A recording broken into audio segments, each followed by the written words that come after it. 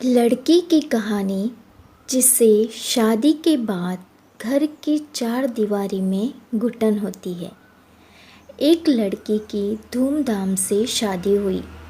वह दुल्हन बनी और दहेज की गठरी के साथ सपनों को साथ लिए ससुराल पहुंची। उसने ख्यालों में जो अपनी दुनिया बसाई थी उसे सच करने का समय आ गया था। मगर उसे क्या पता था कि ज़िंदगी की हकीकत की तपिश सब कुछ जलाकर राख कर देती है। उसके हृदय में कोमल सपने पूरा होने से पहले ही सूख चुके थे। वह हर रोज़ मन ही मन कुढ़ती रहती।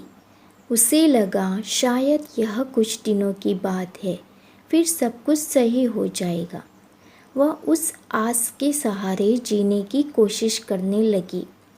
उसे समझ नहीं आ रहा कि पति की बेरुखी और ससुराल के माहौल में वह खुद को कैसे ढाले। उसके ससुराल में ससुर और घर में सासू माँ की चलती है। वह ठहरी शहर में रहने वाली, चंचल और चहकने वाली, मगर ससुराल में हंसना तो दूर, तेज बोलना भी मना है। वह आज़ाद ख्यालों वाली लड़की जो जीन्स टॉप सूट कुर्ती में रहती थी, मगर गांव के ससुराल में उसे साड़ी से घूंघट में बांध दिया गया। उसे वह सूट सलवार पहनना भी मना है। उसे घूमना फिरना पसंद है, मगर शादी के बाद अगर वह घर से बाहर कदम रखती तो सिर्फ मायके जाने के लिए।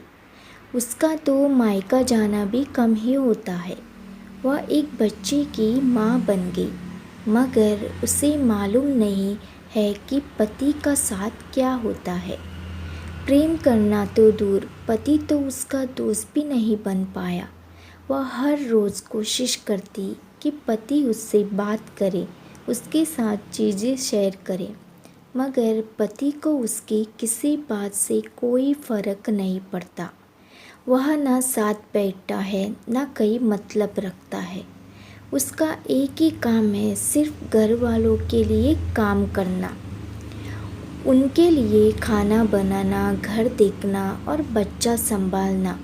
वह पढ़ी लिखी है, अपनी ज़िंदगी में कुछ करना चाहती थी, मगर उसके ससुराल में बहुओं का बाहर काम करना मना है।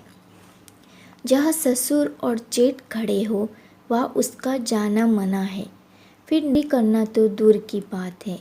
वह हर रोज़ भोर में जग जाती है और सबके सोने के बाद रात 12 बजे बेड पर जाती है और सबके खाने के बाद खाती है।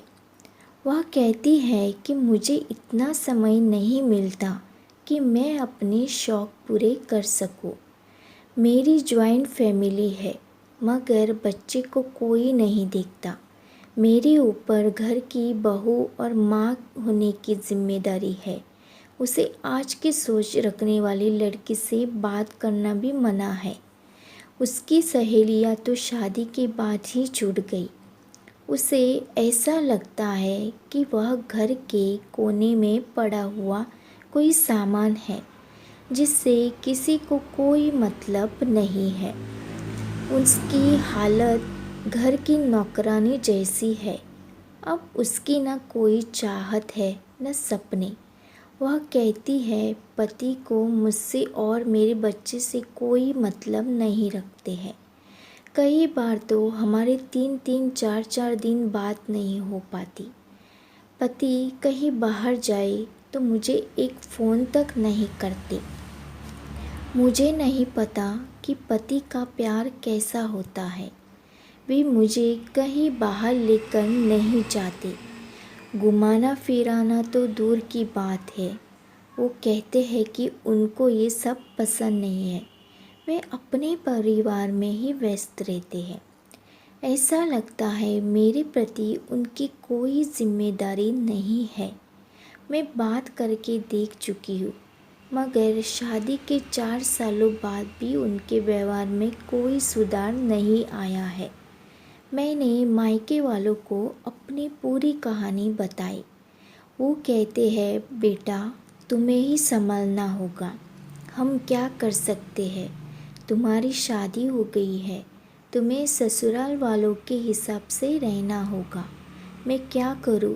मुझे समझ में नहीं आता। मेरा साथ देने वाला कोई नहीं है, न मायके वाले न ससुराल वाले। सब अपनी अपनी दुनिया में व्यस्त है।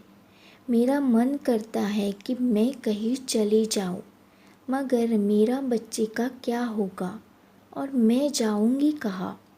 मुझे सपोर्ट करने वाला कोई नहीं है। मैं अपने बारे में किसी को बता भी नहीं सकती। अगर इन्हें पता चला तो बहुत बुरा होगा। मेरा इस घर में दम घुटता है। ऐसा लगता है कि मैं जी नहीं रही हूँ, बस टाइम बीत रहा है।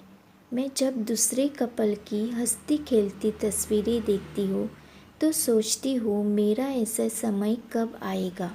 बस इसी इंतज़ार में हूँ कि कब सब ठीक होगा या फिर ऐसे ही ज़िंदगी बीत जाएगी।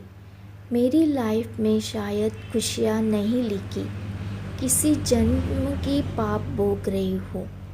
आप सोच रहे होंगे कि आजकल के ज़माने में भला ऐसा कहाँ होता है, जबकि हकीकत यह है कि यह कहानी सही है। ऐसी बहुत सी लड़कियां हैं जो गाँव, कस्बों और शहरों में अपने ससुराल में घुटकर जीने को मजबूर हैं। उन्हें नहीं पता कि वे कहाँ जाएंगे, क्योंकि उनके पास नौकरी नहीं है। वे घर छोड़ने की कल्पना नहीं कर सकती, क्योंकि शादी के बाद मायके वाले भी उसे पराया कर दिया है। उनके लिए तलाक के बारे में सोचना भी पाप है, क्योंकि वे अपने लिए आवाज़ ही नहीं उठाना चाहती। वे तो बस अपनी शादी को बचाने में अपनी पूरी ताकत लगा देती है। उसके लिए शादी की उन निशानियों को उतारना आसान नहीं है जो वे अपने माथे लेकर पैरों की उंगलियों तक सजाए बैठी है। वह छोड़ी हुई औरत कहलाने से डरती है। अब आप ही बताइए, ऐसी महिलाओं को क्या करना चाहिए?